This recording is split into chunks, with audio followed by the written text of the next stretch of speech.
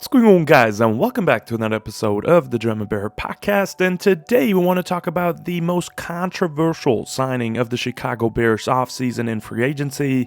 Let's talk about edge rusher Dayo Odeyingbo.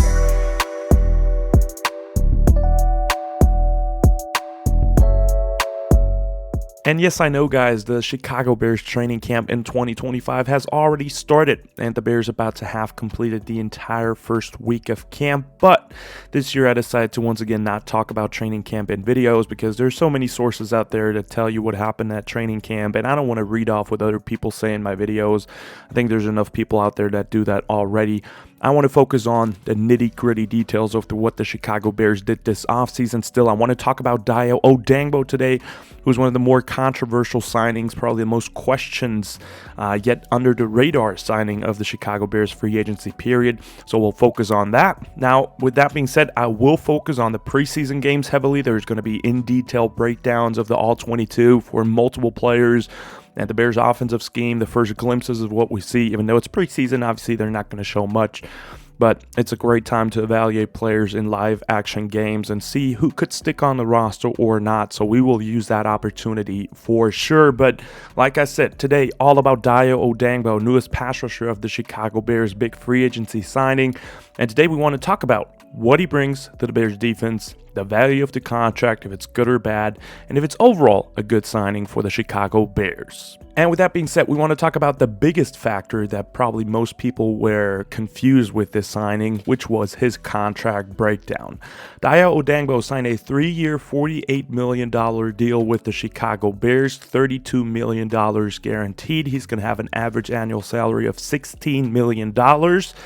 And he's going to have a cap hit in 2025 of $8 million, which sounds not too bad because the Bears backloaded this contract. And then it's going to jump up in 2026 to a $20.5 million cap hit, which is going to be a bigger hit for sure. And then the Bears have a potential out in 2027. But if they decide to keep him, he's going to have a cap hit of $19.5 million in 2027. Now, for the potential out in 2027, it could turn out into a 2-year, $33 million deal, and they would take a dead cap hit of $4.5 million. And that's overall the structure of this contract. Now, if this is good or bad, I want you guys to wait until the conclusion of today's video. I'll break down the contract a little bit more, put in perspective what we saw on tape in comparison to the numbers, because I think the numbers lie a little bit to you guys, and also look how it compares to the rest of the NFL, and then we'll talk about if it's a good contract or not. Now, for the stats in 2024 for Dayo Odeyingbo, he played in 17 games for the Colts, started 14 of those, had 31 tackles, 7 TFLs, 3 sacks, and 2 forced fumbles last year. And his most productive sack season in terms of stats was 8 sacks in 2023, so 2 years ago. Now, where it gets more interesting is actually the advanced stats. He had 49 pressures last year, which is a career high for him. That means he had a 11.9% pressure rate overall, which is pretty damn good if you compare it to a couple of other rushers that had similar pressure stats than that. So in that area, we're talking about players of the likes like Zach Allen from the Broncos, who is really good, Trayvon Walker, former first overall pick, who had a couple of good productive seasons now for the Jaguars, or Leonard Williams now with the Seattle Seahawks. So Dayo Odeyingbo is in very good competition here with other players that had similar kinds of pressure rates over the years, so that was pretty nice to see. Now, for the snaps, where did he play at? 567 snaps at edge, so outside the tackles, and then 150 snaps at the defensive tackle spot, so a very versatile player, as we'll see later on. And the underline for me is everything from 2023 to 2024 got better. He was more productive regarding pass rush, but the sack number, right? And sacks are not always everything. Also, if the quarterback throws it away because Dayo is nearby, that's a pretty good factor on a play here. So that's just something I want to have you guys keep in mind. And with that being said, let's get into the All-22 and actually find out how well he did on tape and if that contract is justified or all hope is lost for that contract.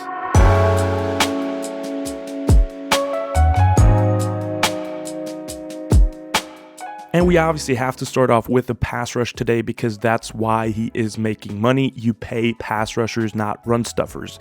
And one thing I want to say about Dayo before we go on what he does good and what he doesn't do so well is his talent. Dayo Odeyingbo is only going to be 26 by the start of the season. He has a tall frame at 6'6", 286 pounds with 35 and a quarter inch arms. So huge human being, tall athlete, and paired with his athletic ability, everything seems to be in place for Dayo to have a breakout season with the Chicago Bears, having a better supporting cast and a great DC that likes these type of players surrounded here in Chicago. So all points up for Dayo Odeyingbo in that area. But talking about what he does well.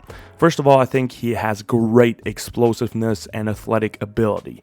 He times the snap usually very, very well off the ball. He can explode off the ball to threaten the offensive lineman and just get to the quarterback in time usually. Now, there's a couple of examples later on where he didn't because of a mistimed snap. So he got unlucky a couple of times, but off the ball, I think he's an elite athlete. He has one of the top 20 get-offs, I think, in the league for all defensive linemen. So that was really good to see also as a stat real quick right here. I think he has a variety of good pass rush moves already developed at this point in time of his career.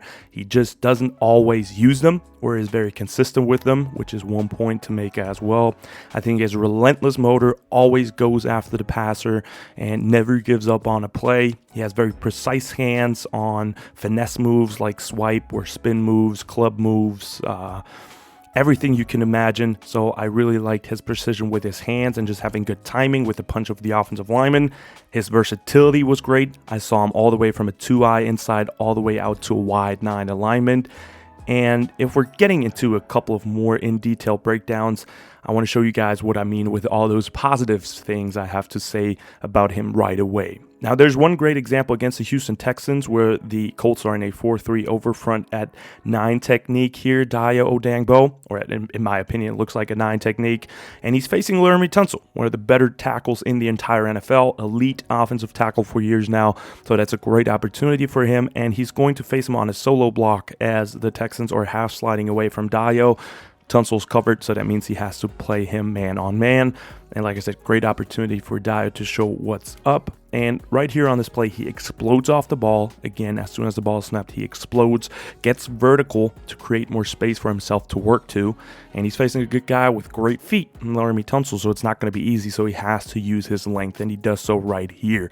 First of all, he has great hand placement on Tunsil's inside arm to keep the distance. And like I said, really an emphasis on Dayo's length once again. And then he follows through with a nasty and powerful club move to punch the outside arm of Tunsil down, bends around, and gets a pressure on Stroud. I think on this rep, he does get a little bit of a late get-off the ball. He's still explosive, but he doesn't time the snap really well. So I think it could have been a sack or a better pressure where Stroud would have actually missed his target right here. So he could have had a better impact, but it's still a great opportunity, a great video here to show you guys what he can do against some of the best tackles in the league. Now, getting back to the point of the versatility as well on the line, like I said, Dayo can generate pressure from almost any spot on the defensive line. I saw him at 2-eye, 3-tech, 4-eye, 4-tech, 5-tech, and 9 technique. And there's another great example showing him from the interior rushing the passer against the Texans once again, where he has a great swim move, win, and sack at 3 technique. Texans here sliding left, giving him a one-on-one opportunity against a guard. And from the interior spot, once again, displays great explosion off the ball. And this time he times the snap perfectly. And then you see his hand placement perfectly swipes down the first punch from the guard as he sets up the swim move here. And he's creating just a path to rush into and opens up the lineman's hips. So he has actually a good path to follow through. And then he follows through with a swim move, and just the speed to the takedown of Stroud is really impressive too, just looking like a hunter out there getting after the quarterback. So another great example, getting a sack this time from the interior spot. And I think throughout that tape study, his effectiveness from all the interior spots was evident during the entire study. And then 2 more points I want to make. I think he has great motor. I already mentioned it earlier, and he's just relentless towards the quarterback. He never gives up on a play, so I love the hustle, which is going to be great for a Dennis Allen defense, who is going to require that obviously as well. And then I wanted to mention also his spin move, which was one Again, another good counter that he had to his other pass rush moves, where he had great hand placement, his speed in the spin, getting after the quarterback. He generated some good pressures with his spin moves as well. So like I said, his pass rush variety is there. He just needs to use them consistently and have a better plan. And overall, I think he's a guy that will get pass rush and pressure productivity with the Chicago Bears with more help for sure than he had with the Colts, with Javon Dexter, Grady Jarrett, Montez Sweat, Austin Booker, Andrew Billings. We have a pretty damn good defensive line, and I think for Dayo, it's great, but also the other players are going to benefit from Dayo's presence on the field as well. And, or at least he should be more productive, and those players should benefit from him.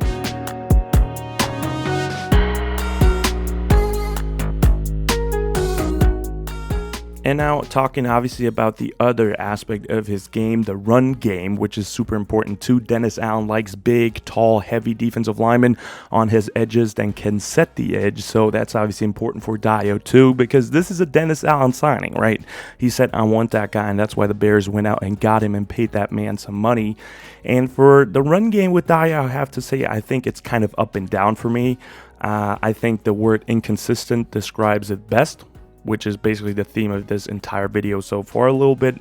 But I do think he is a good run defender, just not always in 2024 for the Colts. But if we go into the positives, I think he has the ability to hold a gap and close a gap to force a bounce out or bounce back in from a running back. So he had great strength at the point of attack to hold down a block and destroy the forward effort of the offensive lineman. I think he has good eyes to stay patient and make the running back to side for a gap. So I think overall he had a pretty good anchor and was strong at the point of attack to hold a gap or move with a gap.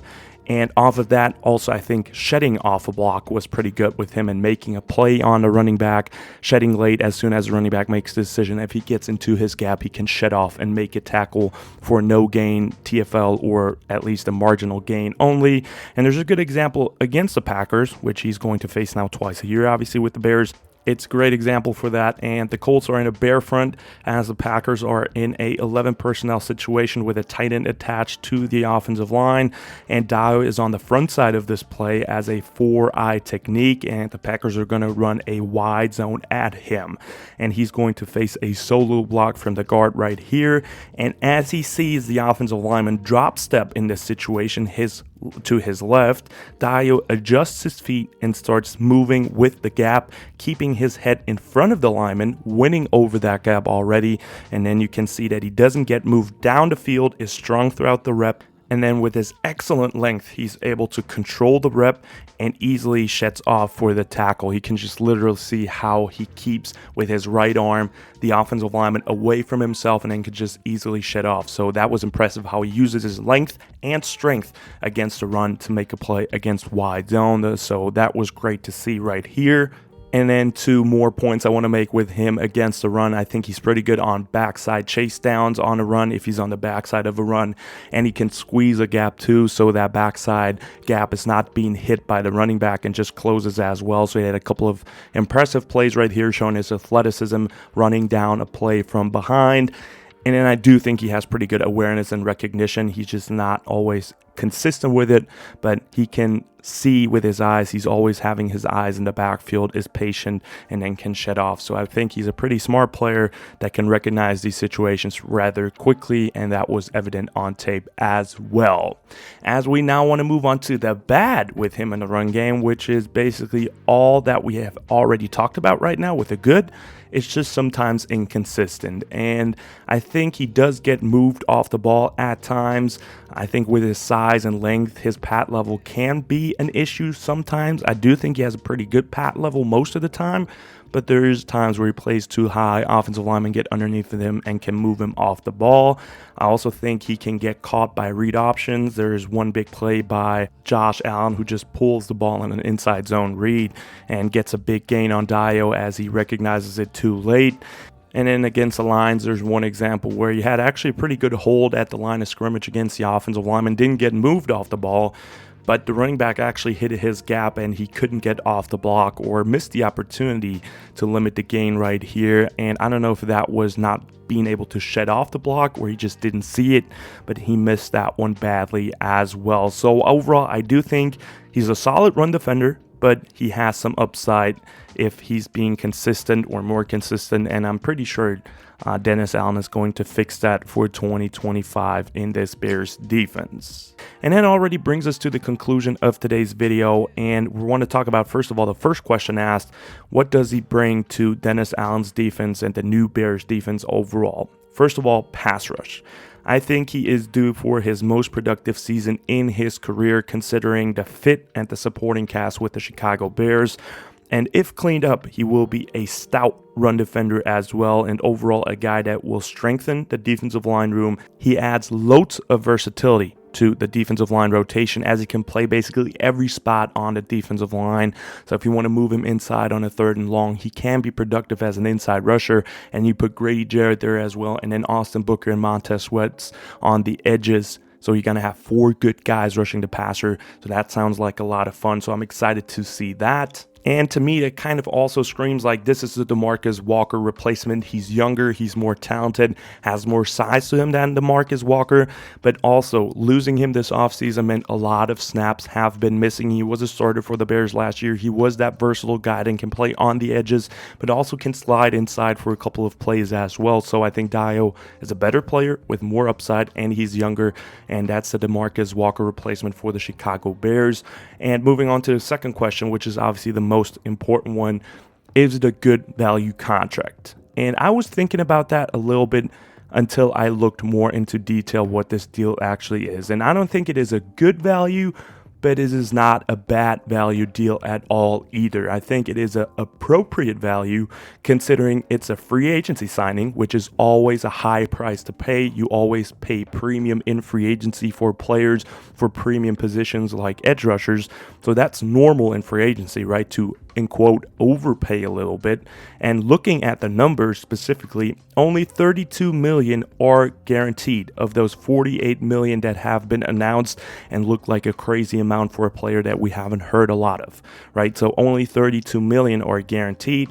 He's on average going to make $16 million with the Bears. If you look at the best of the league, TJ Watt and Myles Garrett, they make over $40 million a season. So you can't even compare that at all. So he's not nearly at the top of the market. And if you look at the market, Dayo is the 23rd highest salary for an edge player here. So he's nowhere near the top 15 even. And players around that area, around that mark, are Carl Granderson from the Saints, who I think is not better than Dayo. Chase Young, who is obviously a bigger name, but is not better than Dayo. Zach Allen, who is a great player for the Broncos. And Harold Landry, who is a pretty solid pass rusher, but is also much older than Dayo Odeyingbo. So considering age, upside, and everything he showed on tape in the All-22, which contradicts with the low stats, especially his sack stat, in my opinion, I think and believe that Dayo is an appropriate free agency signing for the Bears. Not a big-time overpay, as some might think, and I do believe he's going to have a big breakout season with the Chicago Bears in 2025. And with that being said, guys, that's the end of today's episode. I hope I could change your opinion on Dayo Odeyingbo a little bit with the contract breakdown and showing you what he actually offered in the All-22. I hope you've enjoyed in today's video, and definitely let me know in the comments down below what you think of the Dayo Odeyingbo signing, especially after today's video. Also, make sure to like the video and comment down below. I want to get your opinions, and also subscribe to the channel. It helps me a lot. And with that being said, I'll see you guys in the next video. And as always, guys, bear down.